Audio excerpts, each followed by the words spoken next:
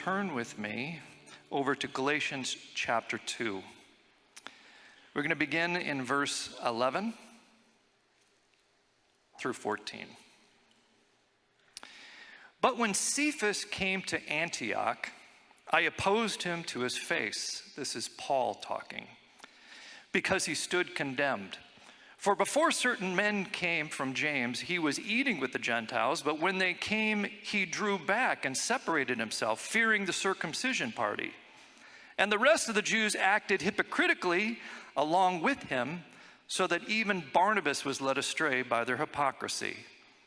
But when I saw that their conduct was not in step with the truth of the gospel, I said to Cephas before them all, if you, though a Jew, live like a Gentile and not like a Jew, how can you force the Gentiles to live like Jews? And now Ephesians chapter 3, beginning in verse 8. To me, though I am the very least of all the saints, this grace was given to preach to the Gentiles the unsearchable riches of Christ, and to bring to light for everyone what is the plan of the mystery hidden for ages in God, who created all things, and so that through the church, the manifold wisdom of God might now be made known to the rulers and authorities in the heavenly places. This is God's word for us this morning, the people of God. Good to see you this morning, Bay Perez. It is good to be in your presence. It's good to be hanging out in Cleveland, of all places. I'm a Texas boy. I'm telling you, coming up to Cleveland is something. It is a work of the Lord to be here. And Lord, I've been coming a lot lately. Actually, I feel like this last month, I've been up here several times. I've been able to be with several folks who were a part of Threaded going through. We talked about that a couple of weeks ago. I was able to encourage them and keep them moving forward in the work that they're already doing. I was able to preach at New Life at Calvary with Pastor Kelly in that beautiful church. It was fantastic to hang out with them. And then at that same time, that Sunday afternoon, got to be a part and to preach the 3-hour 1-year anniversary of Bridge City Church. I don't know if you know Pastor Keon, that service went a while, and with me here, everything just kept going. It was a fun, exciting time, but it's just a beautiful time to be able to just be back in Cleveland. I get to stay with the Heilman household, and it's just fantastic hanging out with them. I'm so grateful to Beth and Trey and Isaac and Luke and Keith for letting me be there and walk around half naked through the house sometimes. It's just, we're friends. You know, this is how this works. We have a good time. And to be here with you is just exciting because I've been hearing about everything that's going on here. Pastor Mark alluded to so many things. There's just so much excitement and so much work that's happening here in this community that I had to come up here and be a part of it. I had to see what was going on for myself because this is a beautiful thing. And so I'm grateful for Pastor Mark inviting me, grateful to Pastor Jack and Keith and Keon. And in fact, when I was prepping to come up here, I was talking to Keon. I was like, okay, so how do I get up and do this thing here, Keon? What do I do? And he told me a story about where he stood in front, I guess for the first time as the president of the Eco denomination. He stood in front of the General Assembly, and he stood and he cleared his throat and he said to the crowd, you'll have to excuse me. I'm a little bit nervous. I've never been in front of this many white people before. And when I heard that story, I had to tell Keon, I don't know what you're talking about. I'm in front of white people all the time. I'm perfectly fine doing it. I love doing it. It's fantastic. I love being here with Bay Prez. I grew up in a predominantly white enclave, much like Bay Village, or Bay, as I hear you guys talk about. My parents moved us out of what would be called the hood when I was 3 years old, and we went into the suburbs. We were one of 3 black families that lived in the neighborhood, and everybody knew where we lived. You know what I'm talking about? And I remember the first time I realized that I was just a little bit different from the folks around me is when I was standing in line to get my lunch, and a little redheaded kid named Eric came up and called me the N-word. And I remember going home to my parents, and they had what would be one of many talks that were key to my survival of being in that place. Now, as I journeyed through that particular time in that community, it started to get a bit more diverse. There were more people of color coming in. Some other black folks were coming in. And so as I was getting into my middle school time, I was starting to have black friends and white friends, and I would go and hang out in these different communities. And I would be different when I got to those spaces. When I was with my black friends, I would talk a certain way. I would dress a certain way. I'd listen to certain music. When I was with my white friends, I would talk a certain way, I'd dress a certain way, I'd listen to certain music. And it was this double bind that I was experiencing, being a part of both worlds, but not feeling fully connected to or a part of either one. And I remember my dad sitting me down at some point and having probably one of the most important conversations and talks that he had with me growing up. And he said to me, Marcus, I see what you're doing, going back and forth between your ethnic group and your cultural space. And I wanted to let you know that if you're gonna as you try to find and put your identity anywhere, I want you to know that your black ethnicity, it's going to let you down. And your white cultural space is going to let you down. And even your family, we are going to let you down. But if you want to put your identity in some place and in someone who will never let you down, put it in Jesus Christ, because he will never let you down. And that was a start of something for me. I started believing that I could be what God had asked me to be, and I could move through the space. And sometimes it felt like I was engaging with my black culture, and sometimes it felt like I was engaging with the white culture I was in. But I got to be Marcus, and my primary identity was not the ethnicities or the culture or the affluency or whatever that I was connected to, but my primary identity is with Christ. And it allowed me to move between so many different spaces and ethnicities and socioeconomic spaces because I could put Christ at the center, and people were drawn to that. And it moved me in even how I moved in ministry, that I got to be in the place that I am now, to be the executive director or the CEO and founder of Threaded. You see, the way that Threaded started actually was with a relationship coming together. I'd been working in a predominantly white space, but a church down the street from me, a pastor called me in the midst of all the uproar that was going on around the Michael Brown murders back in 2014 and the riots that were going on in Ferguson. He called me, he said, man, I gotta talk to you. I need to get your perspective on what I'm seeing here. And so he said, can we go to lunch? I said, are you paying? He said, yes, let's do this. So we went down to a little barbecue spot in the middle of our town, and we had a great conversation, man. We had a good time. We laughed and we learned from one another. And we said, man, we need to do this again. And so we started doing it more regularly. And then we started asking this question. We started asking, if the things that happened in Ferguson, if that happened where we lived, would the church be able to stand up in front of the crowds and show that we are united across the cultures? And the answer was no. And so we went on a journey to start now trying to bring together different pastors and leaders and ministry leaders from around the city that were connected to more ethnically homogenous spaces.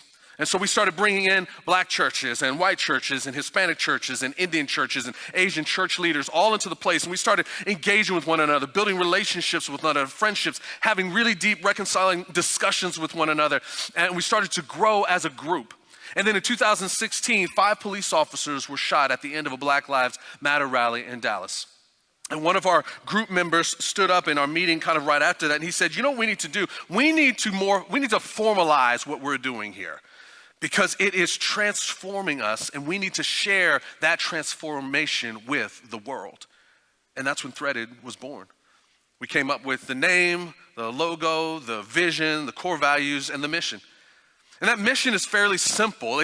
We want to help others inspire relationships, reconciliation, and collaborative action amongst the diverse body of Christ. We want to put the gospel right into the center of all of this race and culture conversation that is out there. We want to do it in the church. We believe the church should lead out on that. And we knew that we had to do it in certain ways. And first is to build relationships, real relationships, not this kumbaya, come together for transaction and then go back to your home relationship. Not this, hey, let me take a picture for Facebook so everybody knows I have a diverse friendship kind of relationship, but real, true relationship and friendship. A friendship that's a lot like what Pastor Keith and I have. You see, when I go to Pastor Keith's house, I like to say that we have a friendship that includes refrigerator rights.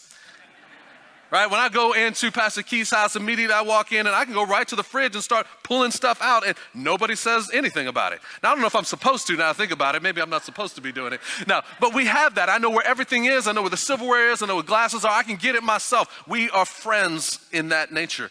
In the friendship that says your people are my people kind of friendship, like Ruth and Naomi.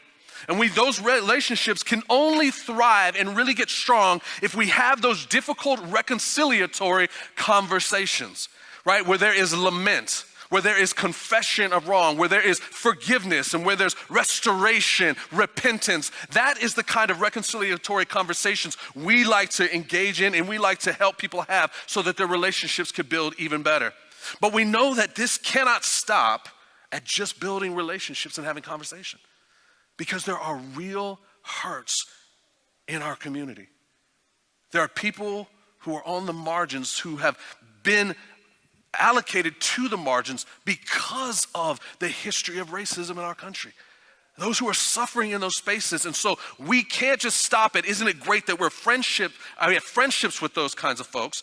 But rather we need to go, as we would do with our family and our friendships, and go, how can we engage and create opportunities and spaces where everyone has the opportunity to flourish and experience the shalom of God? And so we say, we want to see collaborative action. The people of God of all tribes, tongues, and nations moving into that space and doing city transformation in such a way as when the people see that, they will see God. Because see, at the end of this, we want God to be glorified in all that we do. We are a God glorification organization. And I talk about it in the ways that in the midst of our vision. Some of you may have heard the story, but years ago, I got the opportunity to go to Italy. Anybody ever been in Italy before? Anybody? Yeah? And we got the chance to go through the Vatican. My mother-in-law took us. She paid for the whole trip, and she paid for a personal tour through the Vatican. And we're walking through the Vatican. If you've been in the Vatican, it's got like a ton of rooms, like so many rooms with all kinds of different things in there, right? You got rooms for jewelry. You got rooms for the wardrobe of the popes. Right? You've got rooms that have got paintings on the wall. You got rooms that got paintings on the ceiling. And I remember my wife and I were walking, and we turned the corner and found ourselves in the midst of this long hallway, another room. And this hallway was lined with some of the most beautifully intricate pictures that I had ever seen. And I remember thinking to myself, we're in a painting room. It's just another painting room. We've been in painting rooms. This is another painting room. And so I start walking in. I'm just kind of like, whatever. Let me check out another painting. And I look over at what this would-be painting was, and I noticed something that I was not expecting. I noticed these small, colorful threads. And what I realized is that I wasn't in a painting room, but I was in a tapestry room. I was looking at a tapestry. And when I stepped back from this big piece of fabric woven together by thread, this one thought came into my mind. I'll never forget the moment it happened. The thought was, who created this? Like, who is the artist that was able to think about this beautiful picture of landscape or people or even fruit, right? And how were they able to then take that image, grab all these disparate pieces of colorful threads, and then weave them together into such a picture that would emulate and exemplify what they were thinking in their head? Who is the artist that is able to do that? And church, for us at Threaded, and for me personally, my deep desire is that those outside the church, when they see us, would have the same response. They would see us in all of our diversity, all of our ethnic diversity, or cultural, or racial, or denominational, or political, but then they would see us and they would be so overwhelmed by our beauty and our unity and the way we collaborate together in the community that they would be inspired to ask the question, who is the God that threaded those people together?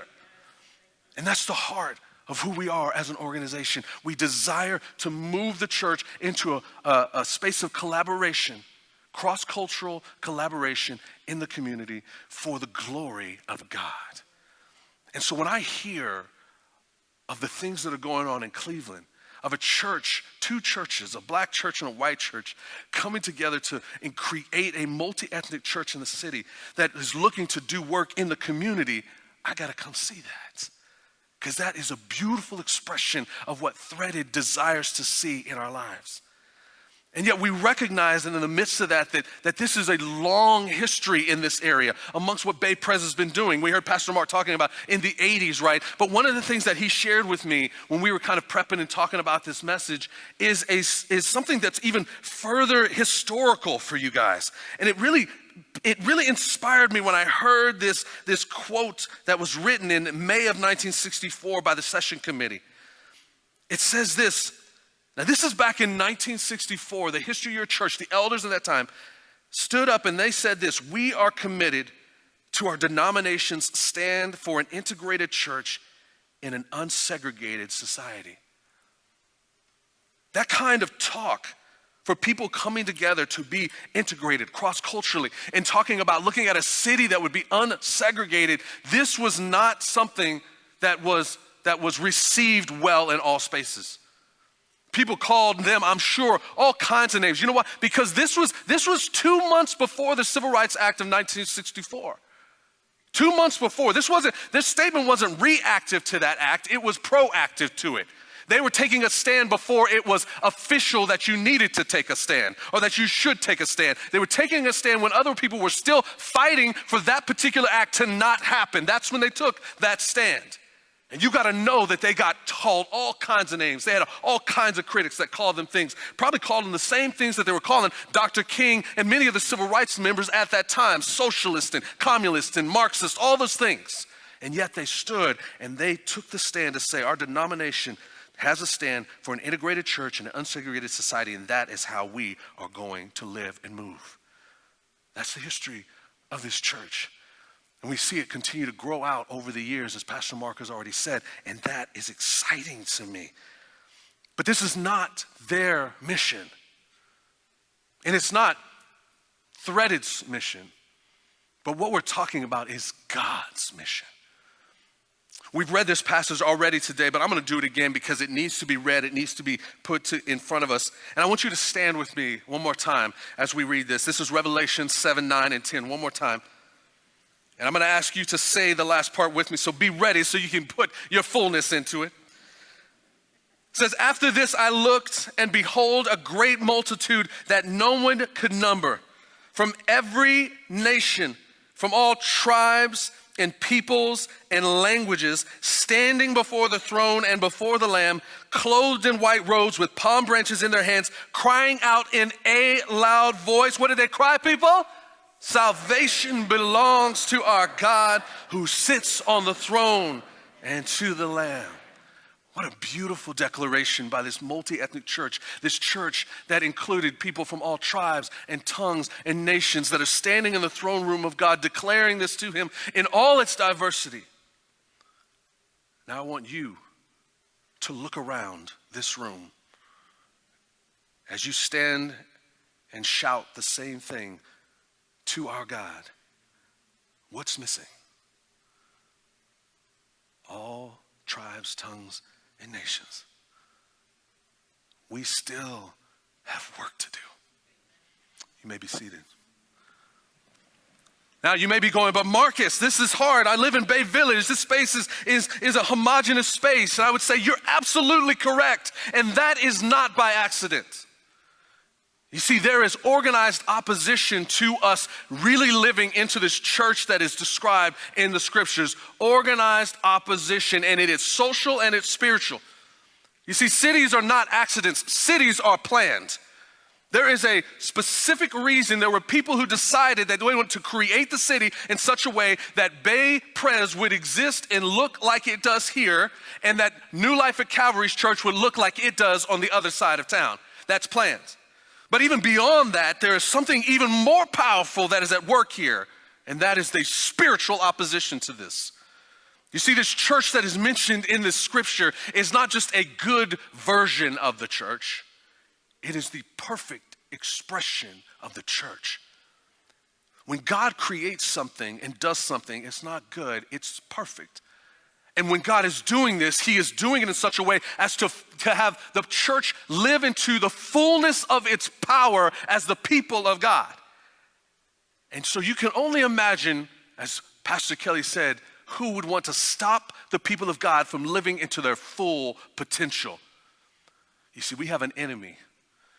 The powers of this dark world, the authorities of this dark world that are trying to push against us in everything that we do. All this work that you guys are doing and putting together, there is going to be opposition to this. And the opposition at its very core is coming from the powers of darkness.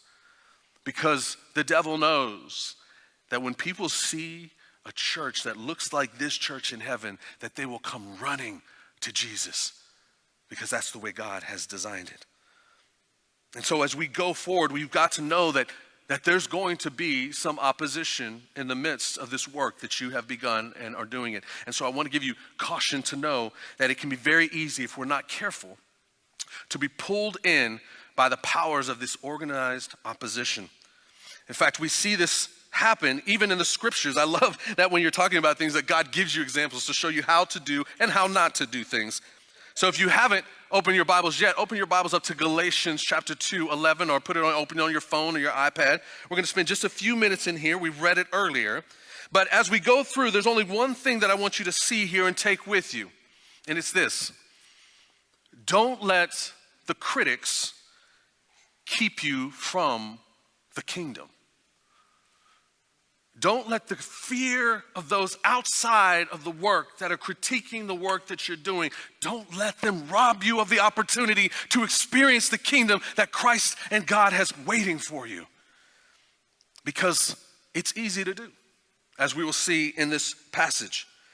To give us a little context as you're still finding it, this is Paul's letter to the Galatian church, and they're having a bit of an assimilation problem.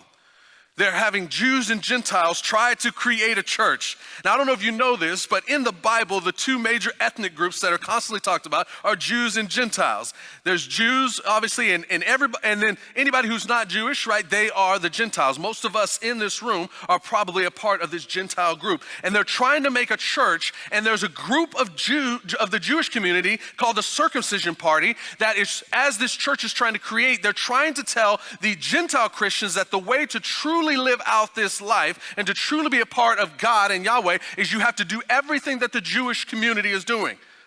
You have to eat like them. You have to practice and engage in their festivals. You have to be circumcised, which sounds terrible. I don't know if I would want to join that church either, just to be clear. But this is this party that's saying that's going against what Christ has told us. They're saying that it's absolutely about what you do that brings salvation, as opposed to who you believe in that is about salvation. And so we have this passage, and so Paul is writing them this letter, and he starts off in verse 11. He says, "But when Cephas came to Antioch," this is Peter, "I opposed him to his face because he stood condemned." Now I want to paint just another contextual picture here, because Antioch, which is where Peter was opposed, Antioch was the first recorded multi-ethnic church. When the church got scattered from Jerusalem after the persecution of Stephen, they went to all corners, they went to all different cities, and when they arrived in Antioch, there was a group of them that went and told about Jesus to the Jews. But there were others who decided that they were going to take this message of the gospel, they were going to take it to the Gentiles, the Greeks that were there. And they started seeing these folks come to know Christ, and all of a sudden you have this church that's created that is Jews and Gentiles. It's actually the first expression after the Gentile Pentecost. And it's an exciting time, and people are coming and coming to know Christ by coming to know Christ in large capacities. This is the context at which Peter emerges, Peter shows up, and Paul opposes him to his face. And it goes on in verse 12. "For before," and this is talking about, again, Paul talking, "for before certain men came from James, Peter, he was eating with the Gentiles. But when they came, he drew back and separated himself, fearing the circumcision party." Somebody say, fearing. Fearing the circumcision party. "And the rest of the Jews acted hypocritically along with him." Say along with him. Along with him. "So that even Barnabas was led astray by their hypocrisy. But when I saw that their conduct was not in step with the truth of the gospel," somebody say truth of the gospel, "I said to," thank you for engaging, thank you, you're sounding great, you're doing great, keep going. "I said to Cephas before them all, if you, though a Jew, live like a Gentile and not like a Jew, how can you force the Gentiles to live like Jews?" See, let me tell you what's going on. Peter was living his best life. He was hanging out with the Gentiles. He was eating BLTs and po' boy sandwiches and pork ribs, enjoying all of it, having a good time. And then he heard that this circumcision party, this culture police was coming to town, and he started to veer away from engaging with the Gentiles and making his way back over into his Jewish group. And as he did this, others followed him, right? Because he was a leader in the community, because he was well known as an apostle, that when he made this step, when he allowed his fear of the critics and the critiques to come upon him and decide to go back into the place which is opposite of where the gospel was, that others followed him. Even Barnabas, who was one of the encouragers, one of the people who was most excited about the work that was going on between Jews and Gentiles. And so what we see is that Peter did this out of fear of what others might say about him when they came. And I look at this circumcision party, and I find it very interesting, right? Because the very people that Peter are afraid of are people who are actually not involved in the work that Peter was doing. He wasn't involved. Peter was doing multi-ethnic church work. He was engaging like he had been told to do with the Gentiles. He had put aside his ethnocentrism, his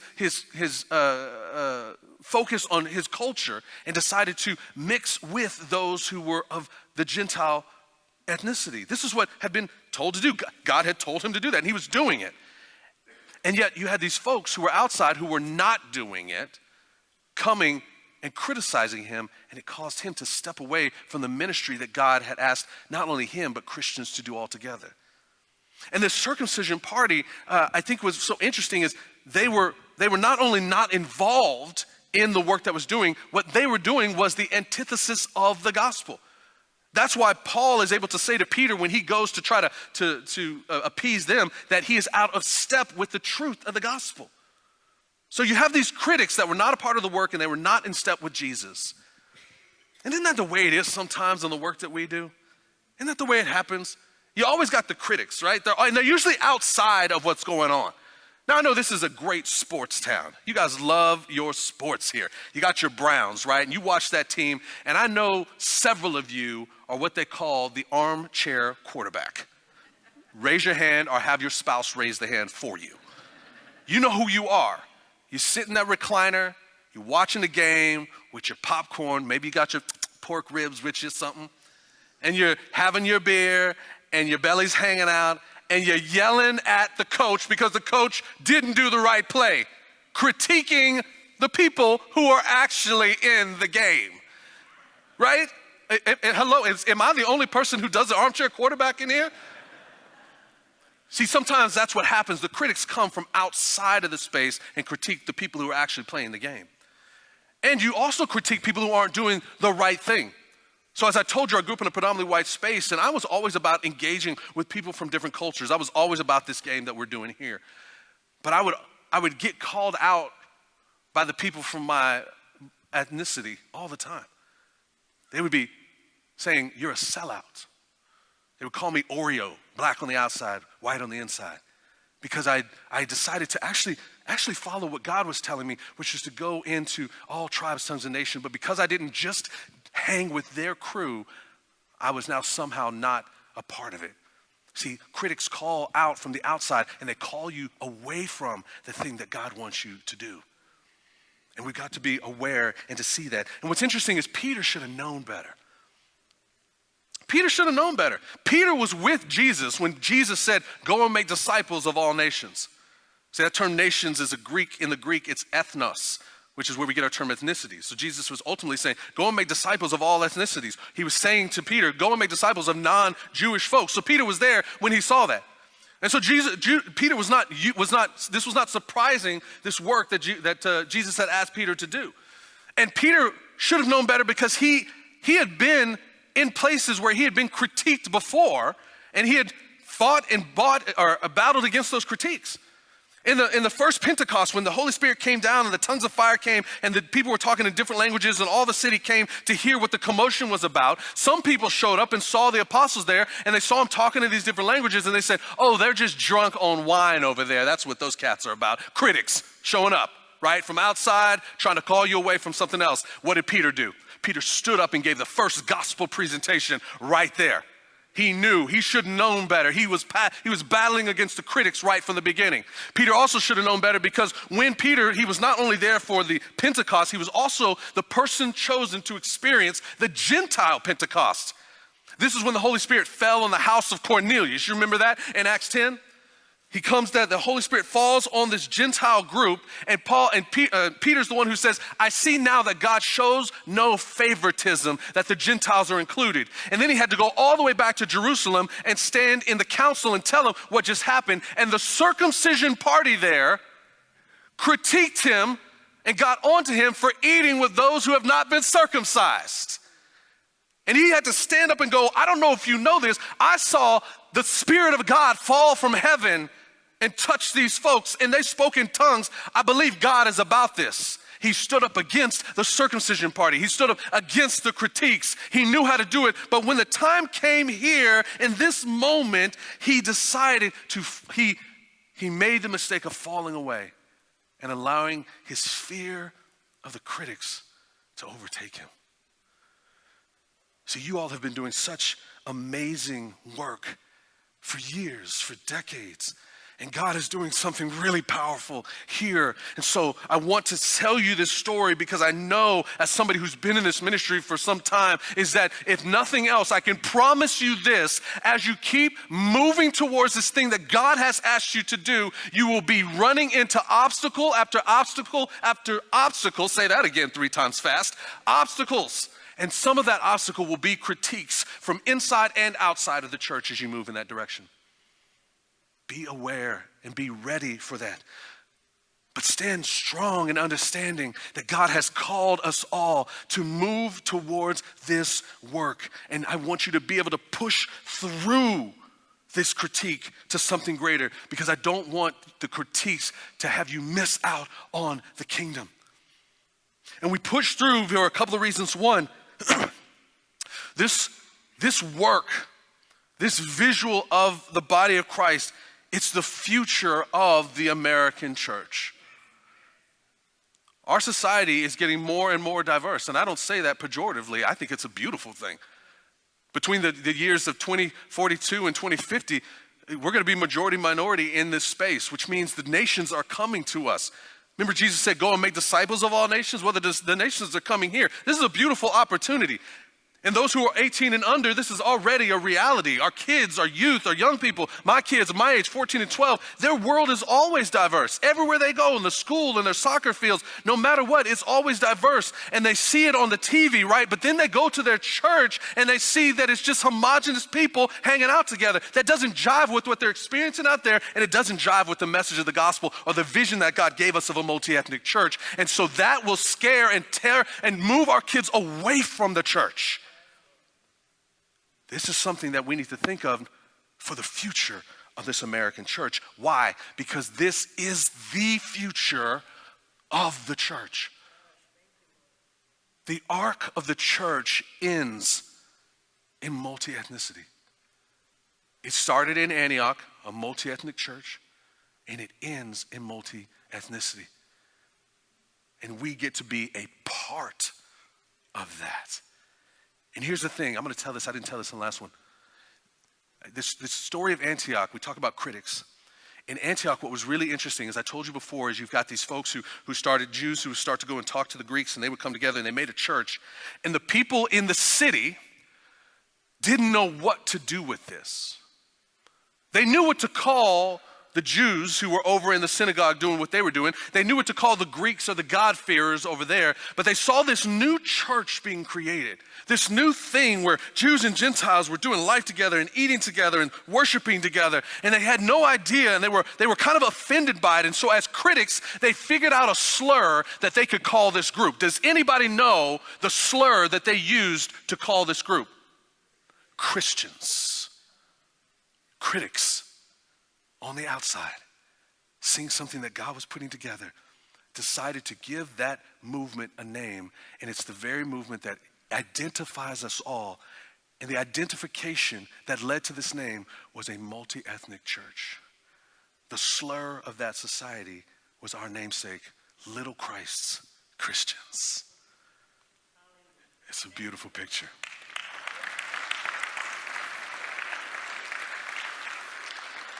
And so that's the future of the church. And I tell you that because I don't want you to miss it. I think so many times when I'm at different churches and I see the homogenous churches out there, I feel like we've become satisfied in where we are right now.